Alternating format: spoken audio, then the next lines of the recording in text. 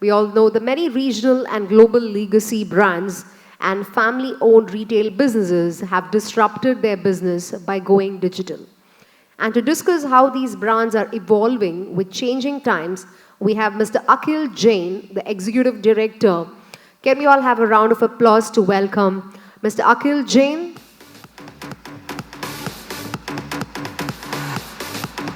And we'd like to welcome Lavanya Nalli, the chairperson of Nalli Group of Companies.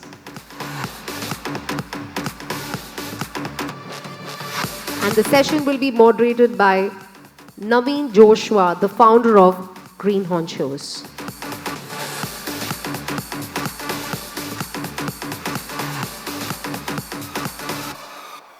Also, we'd like to welcome Mr. Raghav Agarwal, the head FMCG and e-commerce from V Bazaar Retail. Can we have the gentleman too onto the dais, please?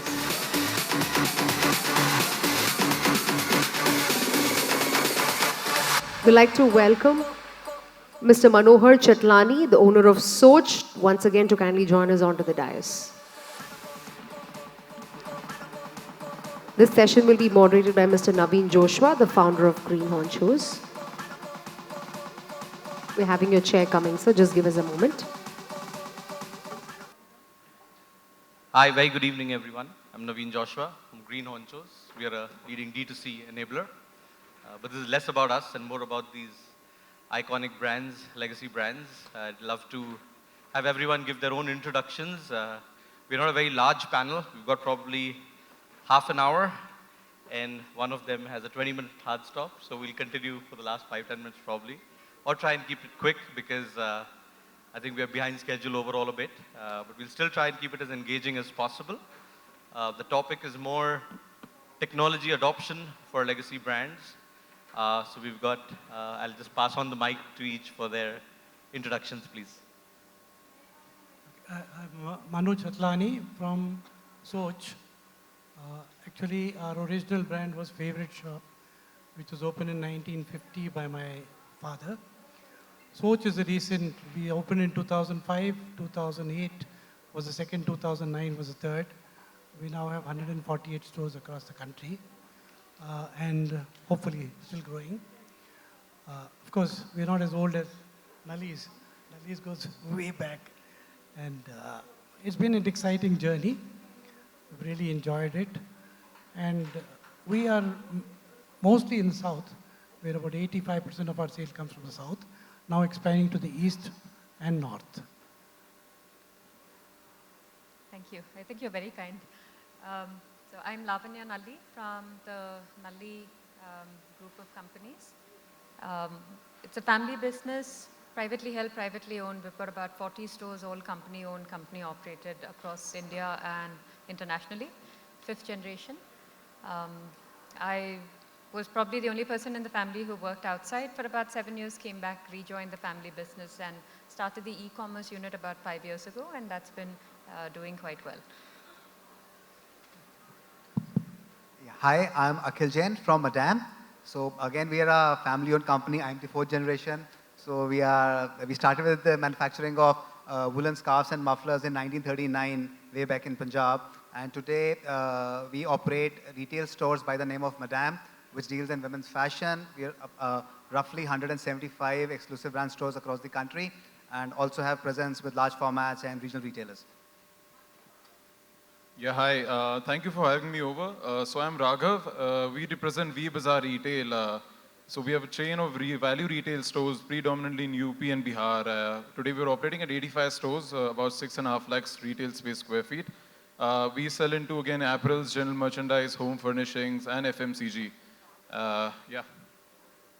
Thank you so much, everyone. I think we were briefly talking in the pre-session that, the category spread we have here is fairly distinct, but they're not really new age categories, so to speak, which we may see a little more of in tomorrow's D2C track. They have been legacy categories as well in terms of consumption, but primarily offline. And I do know everyone would have a commentary about the moving consumer seamlessly across devices or across channels. for your own brands, would love to hear what that journey has been like, especially with this rush, a bit of a rush in terms of the changed behavior from the consumer in the last 2 to 3 years. So, Okay. First of all, I would like to tell something about our growth. And this is general with everybody. When you grow from a single store to 2 or 3 or 4, everything changes. When we had one store, I was the buyer, I was a salesman, I was a cashier, I used to open the shop, I used to close the shop. As you grow, uh, you, you can't visit every store every day. You can't even visit once a year. So there is a art part of the business, which is whether to buy a green sari with a gold border or a purple sari with a pink border. That is the art part. And then there's the science part, which tells you what is selling and where it is selling. As you grow, the science becomes more and more important. Art will always be there, but science becomes more and more important. So my biggest learning in our growth has been to concentrate more and more on the science part of it. What his question was, how has the customer changed? About 5 years back, my e-commerce was practically zero. Today, it's about 8% of our sale. I look at it going to about 20% in the next 2 years. And apart from the direct sales on e-commerce, like I said earlier in the panel, there's a lot of discovery happening.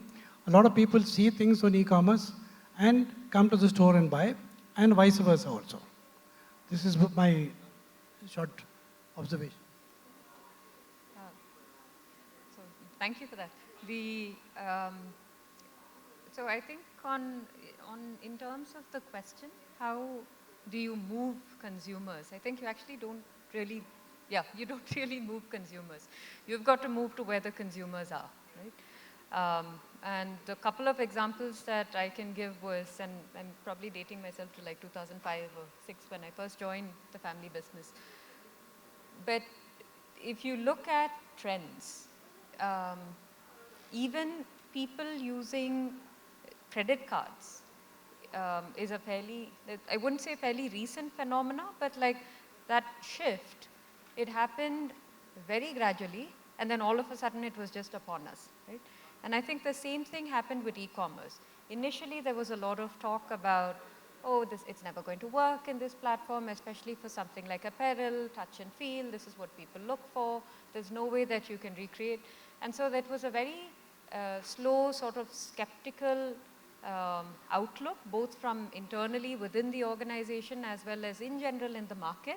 And then all of a sudden it sort of accelerated. I think now where even COVID notwithstanding, that was really where the winds of change were.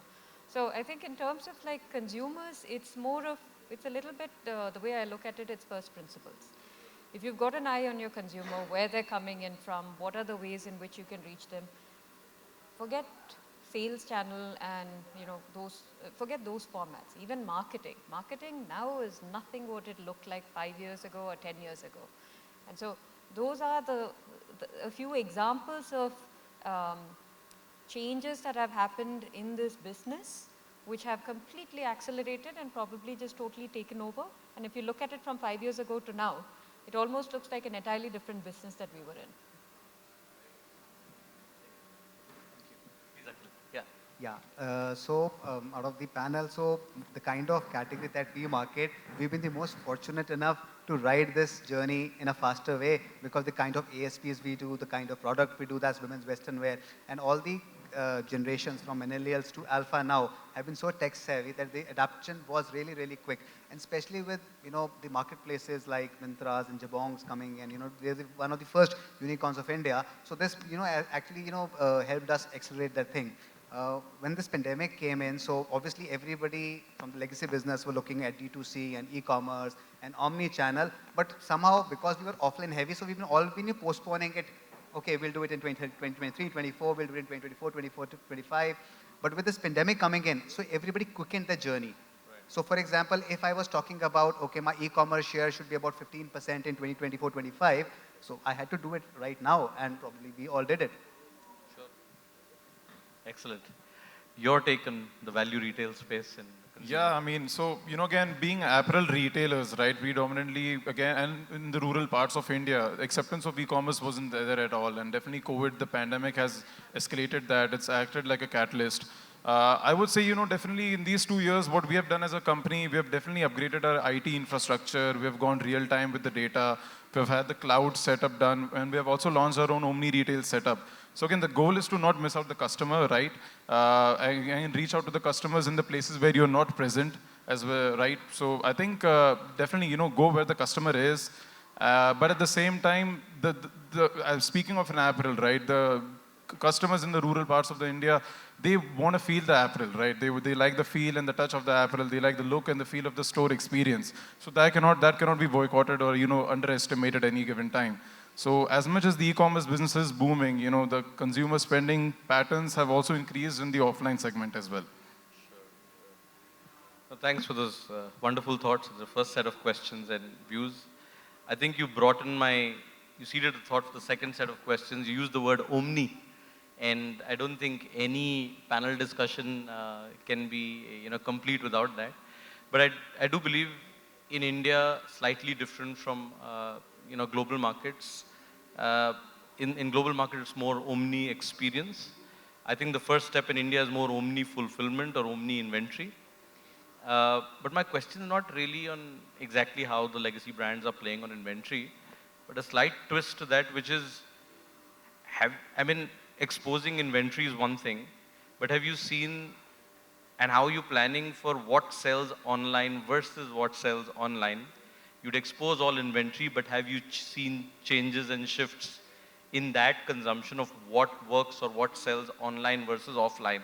As legacy brands, I think you'll have a lot of body of knowledge in terms of discussing those, in your internal, meetings. So would love to hear your thoughts on that. We find from experience that whatever looks nice in a photograph sells more online. And 80% of the time, these products do well on the brick and mortar also. But 20% of the times, we're not able to understand. Something sells better on brick and mortar with a touch and feel, and some things sell better online. We still haven't figured it out. We just, whatever sells more online, we push it online. That's it. And of course, there is a huge amount of discounting which everybody expects online. And we have found products with even as low as 10, 15% discount. Suddenly the sales go 10 times, 20 times online. This doesn't happen in brick and mortar. A 10% discount is no longer attractive to a customer. Though we're from retail, I think I have a different view of it. And that's more because of the... So I was saying, though we're both from apparel and from retail, I think I have a different view of it. And that's more because of the kind of business that we're in and how distinct it is. So saris, for example, if you take it, right, most of them, especially handloom saris, you don't really do them in great depth. And if you look at a sari retailer, the more traditional sort of players, what the consumer wants is really variety. She doesn't want to see 3 pieces, 4 pieces, 5 pieces of the exact same. She wants to see the same thing, but like a slightly different shade, but with the border different, and so on and so forth. Right? So there are 2 ways in which we tackle this problem of what part of your inventory do you expose offline, what part of it is appropriate online. One is a business call, what makes economic sense, because you do need to shoot every single product, there are server costs, right? And if you don't have a minimum level of depth, you're really not going to be able to take those products online. So one is truly a business call, which we all make. The second is really in terms of a consumer call. What is it that the consumer looks for? Certain tenets, I think, are still the same. So the online consumer still looks for variety, especially when it comes to women's apparel. I think there is the art of shopping, right? And it almost is like a social or a therapeutic process, and especially when it comes to like women, and even as and more so in products like like fashion, which women's fashion, saris, and so on. So when it comes to the online customer, I think one thing that we realize is there is a certain minimum width that you need to have. The depth is really governed more by your economic principles. Yeah. But the width is something that is really governed by how much you need to have within any particular um, category. And when I say category, I mean we group it in saris at a very sort of granular level. Basically to say, is it substitutable? Certain saris are not substitutable. Cottons may not be substitutable with silk, silk may not be substitutable with something else. Functionally, that's one way of looking at it from a fabric, but functionally, right? Is it substitutable in terms of if a person comes in and says, look, I want to wear it to an outdoor wedding in Delhi. Can she trade off this for something else, even though they're slightly different fabrics or, entirely different designs? So within each substitutable category, do you have sufficient width so that you're able to expose a level of different price points, different designs, different patterns, different colorways. And from that standpoint, I think it really, and then to your point, you just want to expose it. You take your bestsellers, you expose it to the market, and the market tells you what they like. And now the beauty with online is you can track everything. You can see how many people pick it, how many people click on it, how many of them view it. Out of those who view it, how many of them click on the product detail page, how many of them add to cart, what's the average time that it sits in the cart before it sells out. So these are all things that you get, which you never used to get in offline. Correct. Right? Offline you only have full price sell-through and sell-through rate, right? And a few others. Sure. So Akhil, your thoughts on range planning or selection, online versus offline? Yeah, so while we got onto this journey with a lot of marketplaces, so obviously we were exposing the same inventory to marketplaces, but how the inventory gets sold on offline is very different from how it does online. Right. So for example, in offline, we are talking about selling 1% inventory every day. This means selling off everything in 90 days. That's the maximum shelf life. So doing, say, stock turn of 3 times in a year, or maybe if you're very good with your merchandise, 4 times. But what we realized lately after when we started collaborating with a lot of good marketplaces, so we brought in a line, we brought in an SMU line that was made exclusively for the e-commerce business, and we were amazed that we were able to do 6 stock turns with those lines, because what happens is how we promote and market and the concept of discounting that happens on offline retail is very different how it happens in online. So the entire ecosystem changes. So as we are manufacturers as well, we are vertically integrated. So what we did is we created a separate SMU line for them, and we curated it, and the difference was it is very differential. And so now, so what we do is now we expose 20% of the fresh season inventory with these e-commerce giants, and then we do about 40-45% of the season -1, and then we have a separate SMU line which works on a very different pattern. So, and on the discounting, would it be more discounted online? No, again, yeah. Basically it's a matrix. It's 100 rupees minus a matrix of margins and discounts and everything. It boils down to that part, but it happens very differently. For example, as e-commerce, offline retailers, we have a standard cycle of end of season sale promotions. But what happens with e-commerce and marketplaces, they happen almost a month prior to how we do it. So the cycle changes. So we do the discounting earlier with them, and we provide fresh inventory faster to them. Excellent. Your thoughts, please. Well, to answer your question, right? I mean, so e-commerce online, what's the biggest advantage of e-commerce? It's the fact that the customer, without having to need to physically go to the store, is able to scroll through so many options in, let's say, about a few minutes, right?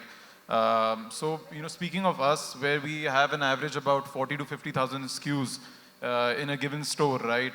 So again, 80 stores, same SKUs are there in every store. So for us, the main thing would be the replenishment, right? If the same product is listed online, I would want to have a constant replenishment of those articles. So again, we have a category-wise replenishment. We have a fixed MBQ. So we work on that. And again, online is, as you mentioned, it's a constant, catalog building process that's always going to be there, right? So you can never get it accurate. But again, you can have a little separate articles for them, for articles like, as we mentioned, high discounted articles. Sure. So, and you would also have found width versus depth being, primary in terms of selection? Yeah, again, you need to have variety. Being in online, sure. Again, the whole agenda of customer coming online is about him or her like to be able to scroll through so many options in less time. So again, having the depth, I mean, as much as the depth is important, the width is important, right? I mean, I want to be able to see a lot of options, colors and everything, sizes. Sure. Excellent. So I'm just picking further on, the previous question into the next. I think we've got one last thought we can take from you, Lavanya, before you want to leave. But I think, since we're talking tech, I would think e-retail itself, we are also just kind of saying tech, and I'm also kind of further narrowing this discussion into fashion because that's what everyone is here, for everyone here. But the own website versus the marketplaces, till now we were talking about offline versus online. But now, between marketplaces versus your own D2C, uh, what are the nuances you are seeing, although both of them are still online and probably the similar customer? So I can go. And so with Nalli, we went online really only about 5 or 6 years ago, which is when I came back into the business and started it. And today you can only get a Nalli sari through the offline stores, which are all company-owned, company-operated, or through nalli.com. As of now, we don't exist on any other marketplaces. And one of the reasons is also, it is a little bit because of discounting. It's not as bad as it was, I think, in the heydays of e-commerce maybe 5, 6 years ago. And I say this coming in as like someone who's like an ex-Myntra. I was a VP of revenue there, and then right before I joined Nalli, rejoined Nalli. But despite the fact that the discounting phenomena now is a little bit more streamlined, it still is a fairly deal-driven or a bargain hunting mindset. Whereas what we see with the offline stores is it's also not that easy these days, right? You have to physically go to the store. They don't really expose all of their inventory online. You've got to go there. So once the person, but the conversion rates are really quite high, right? Here there's nothing. For you, you just open it up, it's in the palm of your hand, you've got your mobile phone, you open it up, you browse, you can browse a few other sites while you're doing that. If you're a brand that also retails on multiple marketplaces, for sure your customer is going to be doing some amount of comparison shopping, right? So as a brand who operates on an everyday low price strategy and has had since the 1940s, I mean, we were established in 1928, but since the 1940s, we've had like a fixed price only, no discounts policy. We've taken that call not to go to marketplace because you can't do it. We couldn't make the math work with an everyday low price strategy. We can make the math work by doing a nalli.com. Correct. But once you add listing fees, once you add all of these other costs onto it, right? And you don't have the additional ammunition of having a MRP and then an effective sort of MRP. How are you going to stand out against everybody else who's always on an effectively 5 to 10% discount? So that's the call. It might change. But as of now, we sort of took a very strategic call to say, you know what, let's really grow what we are known for, right? Vertically integrate products, product is the heart of it, and then the channels, we can build the channels the way that we did it. Very interesting to talk about D2C versus marketplace, and you coming in first and saying, okay, we are not in marketplaces at all. So interesting, but obviously it pans out differently for different kinds of product lines, different kind of price points, different kind of businesses. So would you like to, yeah. Thank you so much for your time and views. We'll just continue for the last question after this one. Okay, for us, about 21% of our sale comes from our own site. 79 comes from marketplace. Obviously, the number of clicks, number of visitors to the marketplaces are huge compared to our own site. There's no comparison. And if you want to be a big e-com player, you have to go marketplace. There is no choice. There's a huge extra cost, but there is no choice. And surprisingly, we are able to sell, even on marketplaces, almost 40% of our products at full price. And I think there's a myth that you can sell only at full price. For us, we sell 40% at full price, and for it is a liquidation channel. It costs me almost as much to sell on marketplace as in my own stores, brick and mortar. So for me, it doesn't make a difference where I liquidate. And the advantage is that I can liquidate on e-commerce throughout the year. In my brick and mortar, I'm limited to 2 end-of-season sales a year. So yeah, I think another extremely interesting insight, which is slightly different, is that the percentage of the full price merchandise sales even on marketplaces, apart from D2C, has increased for brands. Akhil, would like to know your thoughts on this as well as your own, D2C versus Yeah. marketplace. So see what happens with marketplaces like Mintras and Ajios and all. See the kind of pin codes they serve. They have scaled up to serve those pin codes. Probably our D2C will never be able to scale up to that particular level. The first thing that we have to do with our D2C, or what we are doing with our D2C, is trying to get the existing offline customers from the loyalty or the CRM programs onto our own D2C platforms, so that the repetition starts happening, so that we can actually give them a kind of an omnichannel experience. But with marketplaces, the kind of money they're spending on customer acquisition and retentions is very different. So now, as brands, or not just my brand, any brand who's in this genre is now working on the experience that the D2C will provide, and let the marketplaces do the sales part. They do deep discounting, customer acquisition. Let's work on experiences. For example, we recently got into licensing with Disney and Marvel and all that. So what we started doing is, before launching the collections on our own stores, we started launching them on our own D2C. So that that started building up a lot of experience for the customer. Okay, you can book it there. So it's a preview, and then yes, the moment it launches on offline, so you will ship it accordingly. So basically, for us, for anyone now, is marketplaces will always be a big sales channel, and the D2C has to evolve with innovation, with more of customer experience, so that it can resonate with what your offline stores offer. So in your case, I think there is also a general view that in value retail, the marketplace model is not viable. Would that be the same line that you guys think, or is it anything different? I mean, very rightly said. So we ourselves not on marketplace. So the main game I feel is to bring traction on your own website, right? In a marketplace where we understand the quite 15 to 20% of the top line is being taken away by these marketplace players, right? Like Flipkart or Amazon. And we believe in an honest pricing model. So rather than, having a fixed margin on my product where I'm selling, let's say, a t-shirt for 300 rupees on my website, but I'm having it to place it for 500 rupees on an Amazon and give a 30% discount, right, to maintain those same margins, that doesn't work. So I would rather want to maintain an honest pricing model for my customers, use the same loyalty, use the same discounts, and promote the traffic on my own website.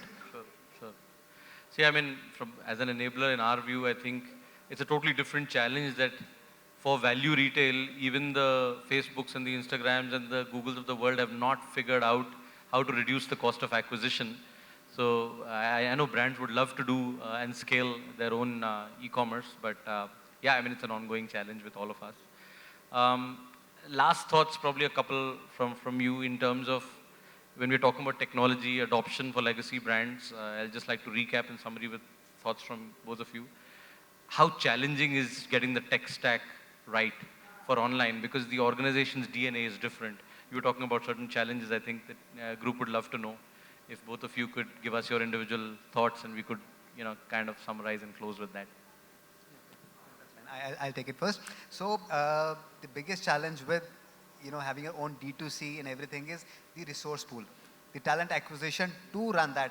Because what happens when we come from a mindset of an from an offline retailer, so again, as I said in my previous communication also, so the online marketplace works in a very different way than offline works. So for us, probably the tech is there because again we have aggregators, we have third-party service providers like you who do it. But again, then who is the one who's coordinating with you? If they come from an offline mindset, we'll never be able to talk business and create business. For example, if we talk about, okay, my average ad spend on my marketing spend on my offline is say 5% of my turnover, for example. In online retail, it will be as high as 40% to acquire customer. So, so to get that mindset, so what for us, yes, I think resource pool, talent management is one thing that, is very important. Well, I would say it's really the operations, right? If we talk about omni retail, right, and hyper local fulfillment and all, it's the operations, right? Because my same store staff is, fulfilling an offline order as well as fulfilling an online order. So, and having the shipping and logistics right on the place, because again, reaching to those tier 3, tier 4 parts of India, having it picked at the right time and having it delivered at the right pin code. So that whole operation, I feel, needs to be streamlined. And advertising, right, as likely mentioned again, because the e-commerce, again, if you want to sustain, then you got to have your own D2C platform.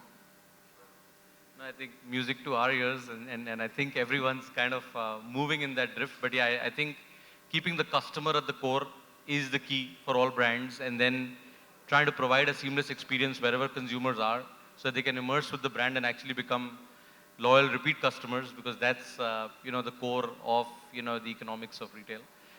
Thank you so much for your thoughts. Completely love the half an hour plus that I had your thoughts on. Thank you. Bye.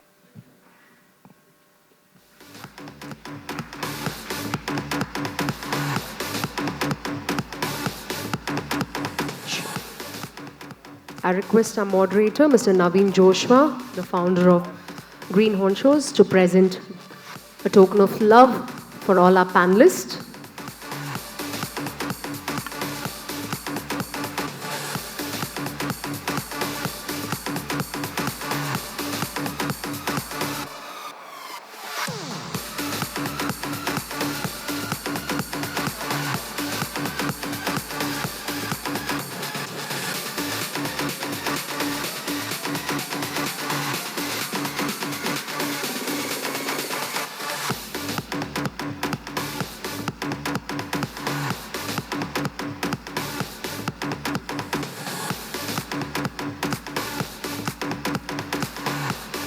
Yeah.